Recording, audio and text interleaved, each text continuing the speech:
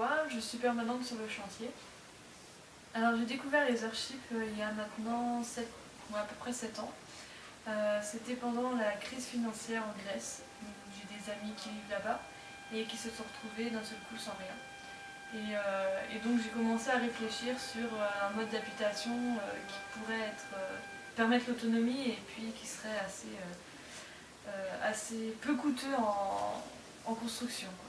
Donc j'ai cherché, j'ai trouvé des écodomes. C'était une très bonne façon de monter une maison très facilement et sans beaucoup d'argent.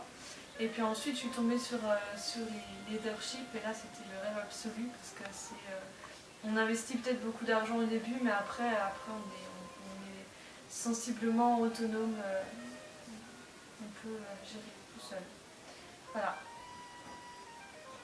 Après, comment j'ai découvert Habitataire, en fait, je viens d'Alsace et on a une association qui s'appelle Nouvelle Terre Alsace qui souhaite développer les Earthships dans la région Alsace. Et on a été à une conférence donnée par Grégoire Turens qui est au Nouveau-Mexique en ce moment avec Michael Reynolds.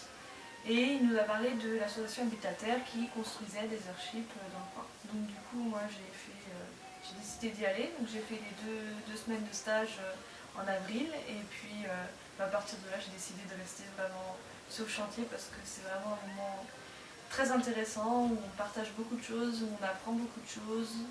Pas forcément que sur la construction d'ailleurs. Depuis que je suis arrivée ici, qu'est-ce que j'ai appris J'ai appris à tasser du pneu, j'ai appris à mesurer des choses, à regarder, à savoir ce que c'est qu'un décamètre, à savoir ce que c'est qu'un... je ne sais même plus le nom d'ailleurs, certaines règles comme ça là. J'ai appris beaucoup de choses sur les outils du coup, sur la construction, sur le chantier, sur les brouettes, sur les pelles, la terre.